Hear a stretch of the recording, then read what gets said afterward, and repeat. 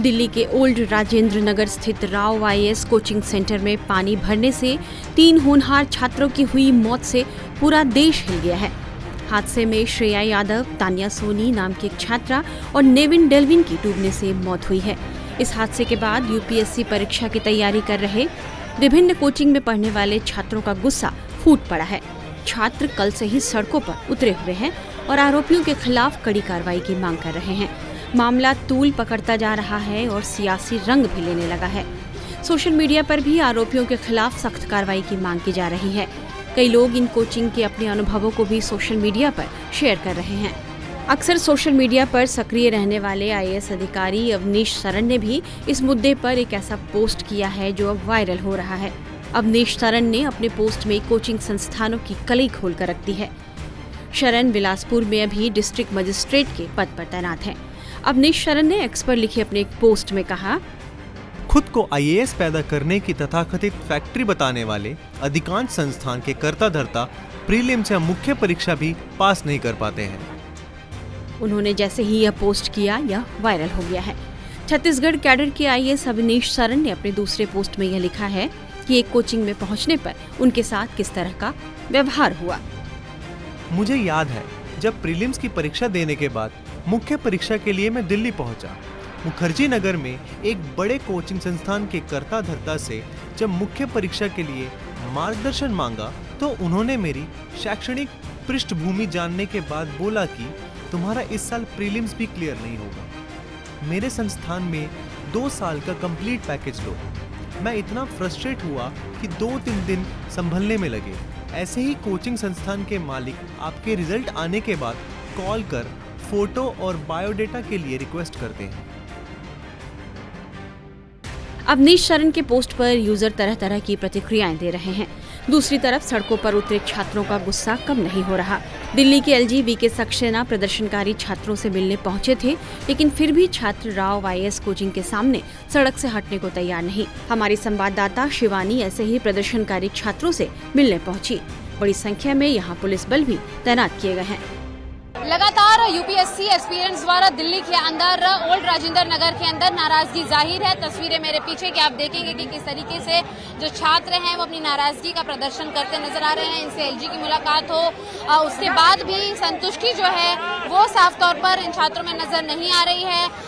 अभी हमने देखा कि अधिकारी आपसे आकर मिलना भी शुरू हो चुके हैं, लेकिन फिर भी नाराजगी जाहिर है क्योंकि वो हमारे बीच आके बैठ के बात नहीं किया। वो एक नॉर्मल 4-5 लोगों के साथ बात कर रहे हैं। जो हमारी डिमांड है वो हमारे ग्रुप के साथ आके बैठे 5 मिनट बैठे, हमारी बातें सुने, वो सब सॉल्यूशन निकाले, जो कि वैसा वो करके नहीं गए हैं। बिल्कुल, तो वैसा कोई सॉल्यूशन नहीं होता है फिर हमारे लिए। यहाँ पर आप देखेंगे अभी भी तस्वीरें जाहिर है, नाराजगी जो है वो बरकरार है और भी छात्र जो हैं उनसे बातचीत करने की कोशिश करेंगे लगातार। लेकिन पहले मैं आपको बता दूं कि इस यहाँ पर ग्राउंड रिपोर्ट क्या कहती है। आप देखेंगे कि किस बात आप देख सकते हैं कि किस तरीके से एक बड़ा जो पुलिस बल है वो यहाँ पर मौजूद है। डीसीपी और उनके उच्च अधिकारी जो हैं वो दिल्ली पुलिस के यहाँ पर मौजूद हैं। साफ तौर पर आप देख पा रहे हैं कि ये है वो राउस आईएएस स्टडी सेंटर, जिसके भीतर एलजी जो है उपराज्यपाल जो है वो अंदर पहुंचे।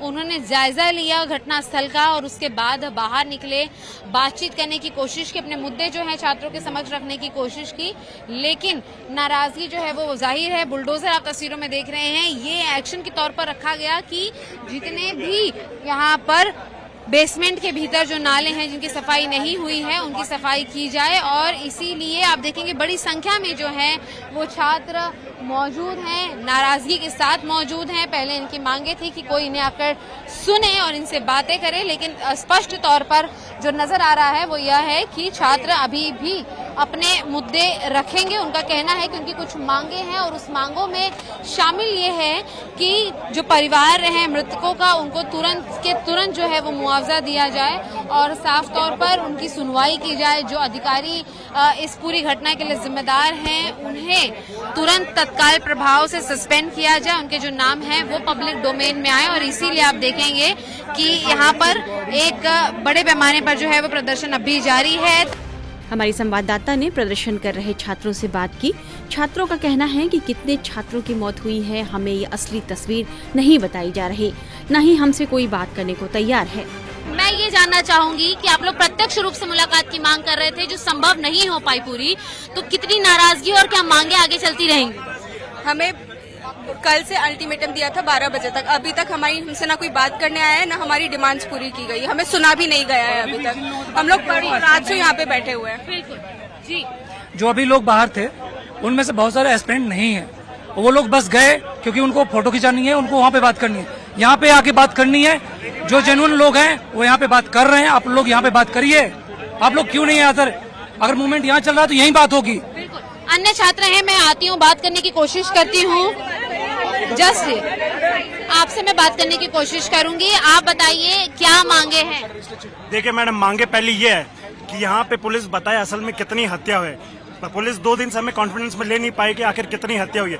3 बोल के 10-12 राउंड एम्बुलेंस के यहाँ से गए हमारे सामने, वो हमारी पहली मांग। दूसरी मांग ये है कि जिनकी हत्या है उनको कंपनसेशन के नाम पे कम से कम 1 करोड़ रुपए का कंपनसेशन मुआवजा दिया जाए। तीसरी समस्या ये है कि मैडम हमसे कोई बात करने आ नहीं रहा है, हम कोई टेररिस्ट है नहीं, प्रीमियर इंस्टीट्यूट से पढ़कर आए, DU JNU से IIT से हम सब पढ़कर आए, यहाँ पे यूपीएससी की तैयारी कर रहे हैं, पर हमसे कोई बात करने के लिए तैयार नहीं। इस बैरिकेड के आगे कोई आता नहीं है। LG साहब आए, वहीं से आके घूमकर चले गए। हम लोग कोई ऐसे वैसे बच्चे नहीं है, यहाँ पे इतनी मेहनत करके पढ़ रहे हैं, हमारे भाई बहन की हत्या हुई है। यहाँ पे सरकार को आना चाहिए, बात करनी चाहिए, be it MCD, be it Delhi government और बीट LG।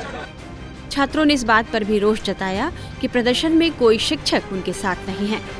मैं ये चाहता हूँ कि ये बात आपके माध्यम से प्रधानमंत्री, राष्ट्रपति जहाँ तक पहुँच सकती है, क्योंकि मैडम ये एक बार का मुद्दा नहीं है, हमेशा ऐसे हालात बनते चले जाते हैं। और अब इनको मैं क्या कहूँ, गुरु हैं, अगर गुरु होते तो हमारे साथ होते, एक भी गुरु नहीं है, न यहाँ कोई एक भी लीडर। तो देखिए यहाँ पर टीचर्स की जो एब्सेंस है वो नोटिस की जा रही है, लेकिन टीचर्स की एब्सेंट हम लोगों को मैम ऐसा लग रहा है, ऐसा फील कर रहे हैं कि हम लोग अनाथ हैं, अनाथ सा फील हो रहा है कि हमारे आगे पीछे कोई नहीं है। और मैडम सबसे बड़ी बात, आपके चैनल के माध्यम से जो सबसे बड़ी बात है वो मैं ये बताना चाहता हूँ कि बहुत सारे कोचिंग माफिया अपने बच्चों को, कुछ ऐसे अपने चाटुकाताओं को यहाँ पे भेज करके मैटर को डिस्क्लोज करने का केवल प्रयत्न कर रहे हैं। हालांकि इस मामले में पुलिस बड़ी कार्रवाई कर चुकी है। राव IAS कोचिंग के मालिक और कोऑर्डिनेटर को गिरफ्तार कर लिया गया है। गिरफ्तारी के बाद दोनों आरोपियों को 14 दिन की न्यायिक हिरासत में भेज दिया गया है। इसके अलावा भी कुछ गिरफ्तारियां हुई हैं। पुलिस ने इन दोनों आरोपियों समेत बिल्डिंग मैनेजमेंट, ड्रेनेज सिस्टम की देखभाल करने वाले निगम कर्मियों और अन्य के खिलाफ भी गैर इरादतन हत्या की विभिन्न धाराओं में केस दर्ज किया है। इसके अलावा राव कोचिंग सेंटर के बेसमेंट में पानी भर जाने से 3 छात्रों की मौत की घटना की जांच के लिए एक उच्च स्तरीय समिति भी बनाई गई है। टाइम्स नाउ नवभारत डिजिटल की रिपोर्ट।